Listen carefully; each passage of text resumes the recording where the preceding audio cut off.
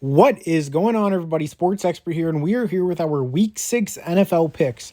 And before we start the video, please hit the subscribe button if you're new to the channel, turn on the post notification bell, like the video, comment what you think, would really appreciate it. Comment your picks, what picks you may have different, and yeah, would appreciate that very much. Helps in the algorithm, helps the channel out, helps the NFL community on YouTube. So let's get right into it. As Thursday Night Football, we have the San Francisco 49ers and the Seattle Seahawks. So the 49ers are coming off a tough loss at home against the Arizona Cardinals, and the Seahawks are also coming off a tough loss at home against the New York Giants. Both teams didn't look too great, especially Seattle. They were dominated pretty much that whole game, and the 49ers just can't get anything going, especially with coaching in the second half. Shanahan just keeps choking here and there. And I think because of that, I think this is going to be a close game. It's going to be a tough pick here, but I'm going to take the 49ers in this one, 24-23. I think at the end of the day, their defense will step up more. And I also believe their offensive line will help. I think this game is going to be won in the trenches, and I'm going to take the 49ers. I trust their pass rush more. They got Uchenna Nwosu back, the Seahawks, but he was injured again. I don't know what's going to happen with Byron Murphy and Boye Mafi. So the 49ers, they still have Nick Bosa back there to rush the passer. And the Seahawks, Abe Lucas, he could still be out, so that wouldn't be ideal. And the 49ers obviously have Trent Williams leading there at left tackle. So I'm going to take the 49ers in this one by a close score, 24-23. They get the most important stop of the game. Sunday, 1 o'clock football. We're going to start off with the Jacksonville Jaguars at the Chicago Bears. The Jaguars are coming off their first win of the year against the Indianapolis Colts. Colts have not won in Jacksonville in over 10 years still. And the Chicago Bears are coming off a dominant 36-10 performance against the Carolina Panthers. I'm going to take the Chicago Bears to stay hot in this game and get their third win in a row. The defense is really solid. I think the offense is starting to find something. The run game with DeAndre Swift for sure. The Jaguars, they played very well against the Colts. The defense still has a lot left to be desired, especially the pass defense. But Trevor Lawrence, despite one interception, looked much better. And the Jaguars do have playmakers. They have Gabe Davis, Christian Kirk, Brian Thomas, Tank Bigsby, Travis Etienne. They have playmakers for days. And the Bears also have guys like Rome Odunze, Keenan Allen when healthy. DJ Moore, of course, Cole Kmet. So this could be an interesting game. I think there could be maybe more scoring than we think, but I'm going to take the Bears in this one, 20-17, in a lower scoring game, but could be a higher scoring game for sure. We have the Arizona Cardinals and the Green Bay Packers here. The Cardinals are coming off that win against the 49ers, and the Packers are coming off a nice 24-19 road win against the Rams. Packers are at home in this one. I don't see them losing at home once again. I think they'll once again look to get on the right track and keep the foot on the gas. And I think Jordan Love, he didn't have a great first half against the Rams, but he really settled in the second half. I think he can keep that momentum going against a sus Cardinals pass defense. And the Cardinals, Kyler Murray's playing as well as any quarterback in the league right now. He's just not getting as much help as he wants. And, it's just to the point where I think this is going to be the type of game where I believe whoever plays the more fierce defense, whoever coaches the better game defensively. Jonathan Gannon versus Jeff Hafley will win. I think Gannon's slightly a better defensive coach, but I'm going to take the Packers in this one. I think there's going to be some fire in that team. Give me them 27-22. We have the Indianapolis Colts at the Tennessee Titans. We got another AFC South Division rival game. So the Colts are coming off that loss against the Jaguars. Titans are coming off a bye. Titans will be a bit fresh. The defense will heal up. I think that's going to help them win in this game. The Colts, I know Joe Flacco's playing well, but I do think if Anthony Richardson comes back, they'll play him. Obviously, they want him to get the reps. And looking at it, if that's the case, I think it'll be a lower scoring game than people may per se. And the Titans, who knows if they'll start Will Levis or Mason Rudolph. I think signs are pointing to Will Levis getting a start if he's healthy. But either way, I'm picking the Tennessee Titans to win this game in the trenches, 21-18. We have the Houston Texans at the New England Patriots. The Texans are coming off a really nice home win. Kymie Fairbairn's 59-yard game-winning field goal got them win against the Bills. The Patriots are coming off a tough 15-10 loss at home against the Dolphins. Almost had that touchdown at the end there of the Patriots, but he was just out of bounds at the heel. I'm going to take the Texans in this one. I just don't have a lot of confidence in the Patriots. Drake May could be starting his first game here, but even if he is, I don't think it's an ideal situation for him. You got Danielle Hunter, Jerry Hughes. I don't know if he's healthy or not, Jerry Hughes, but if he is, got him, Will Anderson. You got guys rushing the passer for days. I just think it's going to be a tough day for the Patriots, especially with a poor offensive line and not a ton of weapons. Give me the Texans in this one. The Patriots defense will be on the field way too much, 26-13.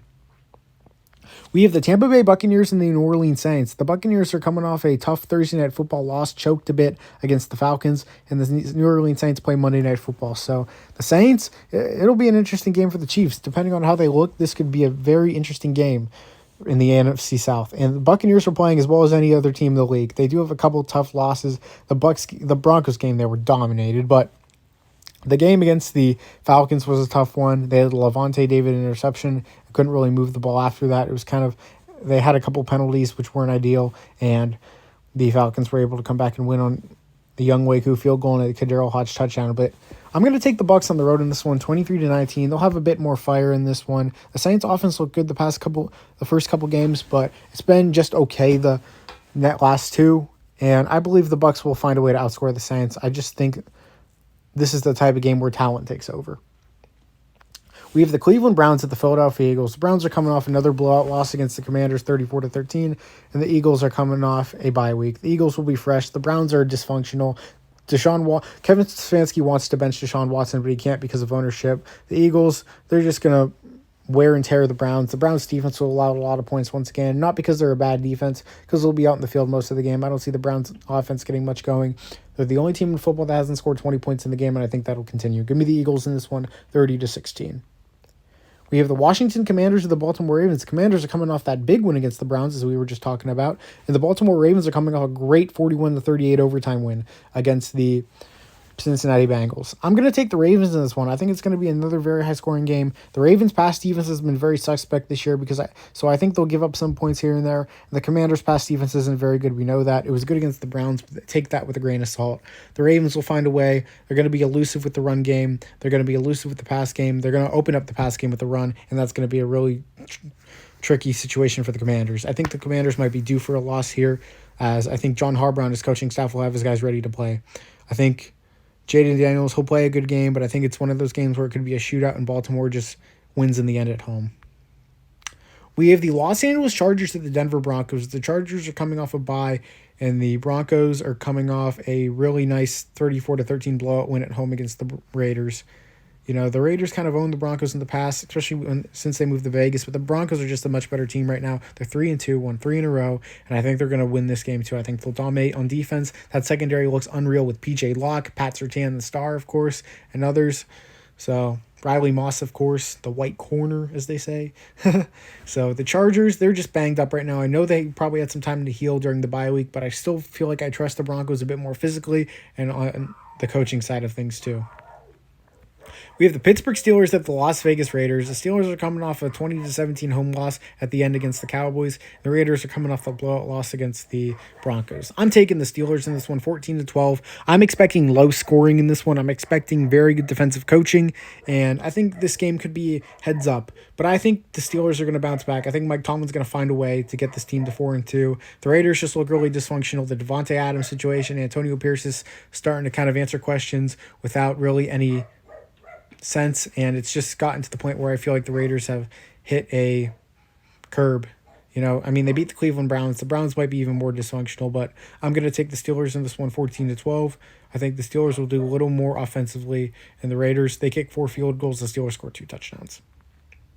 We have the Detroit Lions at the Dallas Cowboys. The Lions are coming off a bye, and the Cowboys are coming off a nice 20-17 win against the Steelers. I do feel like that could be a turning point in the Cowboys season. They didn't look great this season, but they go out in Heinz Field, beat a 3-1 Steelers team.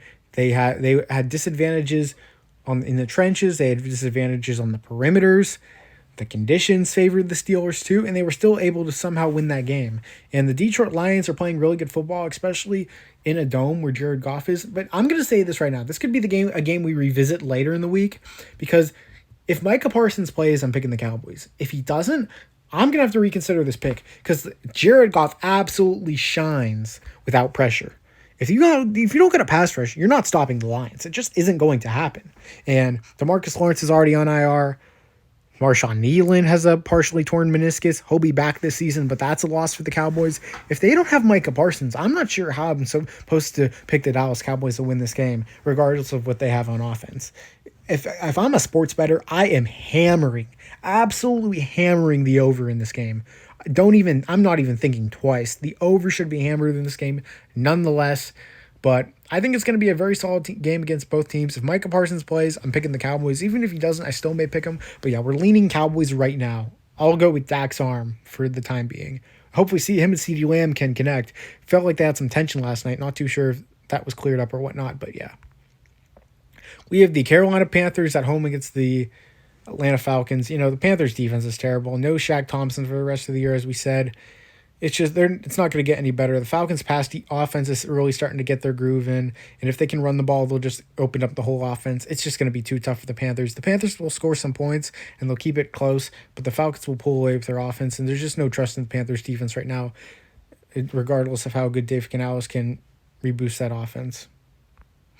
Sunday Night Football, we got the New York Giants hosting the Cincinnati Bengals. Bengals are 1-4 coming off a 41-38 loss against the Baltimore Ravens in overtime in the game they should have won, with Zach Taylor with a pretty poor decision with coaching, made the Bengals get a long field goal, and it screwed everything up, the hold and everything. Special teams just wasn't ready, and he didn't have those guys ready to play in overtime. And the New York Giants, they're coming off a great 29-20 win against the Seahawks. What I really liked about the Giants, they were able to do that without Malik Neighbors and Devin Singletary. That's got to give Brian Daboll and his team a lot of confidence coming into this game. And the Bengals, in that Seahawks defense isn't good, but the Bengals defense is worse.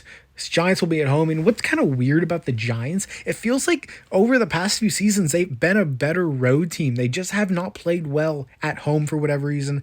But I think being in Sunday Night Football, I think that's going to be the thing for the Giants. And Daniel Jones, he's 1-12 in prime time. Yeah, that's sure. 1-13, whatever it is. But I'm going to trust the Giants in this one. It just feels like Daniel Jones, he's actually playing really well this season. And he's getting better as each week goes by. And with the way the Bengals defense is, there's just not a lot of confidence with the Bengals right now. And their defense is just getting gashed left and right on both sides of the ball. Sheldon Rankins isn't healthy. Dax Hill's now out for the season, one of their top DBs in a very thin defensive back room. Mike Hilton and Cam Taylor-Britt are decent, but there's really not a lot of consistency there. Louis Anarumo's system is kind of outdated, it feels like. And I think the Giants will find a way to take advantage. I think they'll win a close one. Even if they can't run the ball, I think the pass defense will shine. Hopefully they can get Malik Neighbors back, and if not, they're going to have to get a lot of contribution from Darius Slayton, which they did versus the Seahawks. They'll probably try to use Jalen Hyatt more, which would be smart against a pretty porous Bengals defense with his speed and agility to go up vertically. I think the Giants are going to win this game 26-24. Joe Burrow will play okay, but I think the Giants defense will get a couple stops here in the end. Dexter Lawrence is an absolute dog. He had another great game, and someone that's really surprised me this year for the Giants is former third-round pick Cordell Flott. Had a 7th-round grade on him, and he was picked in the 3rd round, but he looks like a 3rd-round player. He looks pretty dang good this season. So, yeah.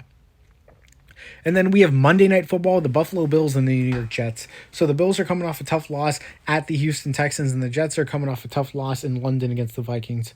I'm going to pick the Jets at home in this one. I'm going to pick both MetLife teams to win. I think Robert Saleh cooks up a pretty solid game plan. I know that Nathaniel Hackett isn't really known for his coaching, but I think the Jets do something to get the Bills kind of tricky. The Bills are still a bit banged up on that defensive side of the ball. Josh Allen, he's due for some turnovers. He only completed 30% of his passes last week. He's played 2 really good teams in a row, the Ravens and the Texans, and didn't look too great. So that kind of worries me about the Bills. Coming into the season, a lot of people question the Bills, and throughout their first 3 games, they were really good against the Cardinals, Jaguars, and Dolphins. But those are 3 teams that were kind of poor. The Dolphins don't have a terrible defense, but at the same time, it's kind of one of those things where the Dolphins' offense was off the field so much, the defense really got tired out, and the Bills were able to take advantage. But now the Bills have been facing teams like the Ravens and the Texans. They've been kind of getting exposed, especially on the run.